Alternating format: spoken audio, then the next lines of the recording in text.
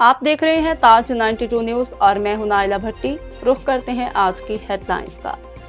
मेमनगोट में पुलिस की ज्यादतियों के खिलाफ हैदरी फकीर बिरादरी की औरतों ज़ैनब फकीर, सदूरी, साजिदा, गुलनाज, खतीजा, जरीना, अमीर, सादी, ज़ाहिदा, परवीन व दीगर की क़यादत में अवामी प्रेस क्लब मलीर के सामने एहतजाजी मुजाहरा करके धरना दिया।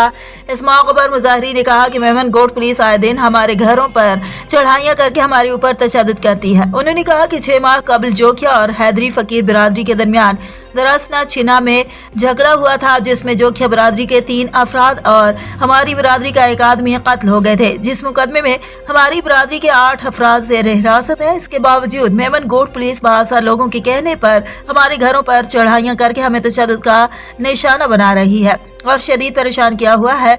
हम गरीब लोग हैं, पुलिस हमें साजिद जोखियों का नाम लेकर तंग और परेशान कर रही है, लेकिन हम पाकिस्तान पीपल्स पार्टी के जयाले और वोटर्स हैं। हमें उम्मीद है कि साजिद जोखियों हमारे खिलाफ ऐसा नहीं कर सकता। इस मौके पर अनवर जरवार ने कहा कि मैं न्यूट्रल आदमी हूँ, मेरा ना जोखिया बिरादरी से और ना हैदरी फकीर से ताल्लुक है। मैंने हैदरी बिरादरी वालों की होटल किराए पर ली हुई है, जिस पर मैंने लाखों रुपए का खर्चा किया हुआ है, मगर पुलिस मुझे कारोबार करने नहीं दे रही और आए दिन मेरे होटल को बंद करवा देती है।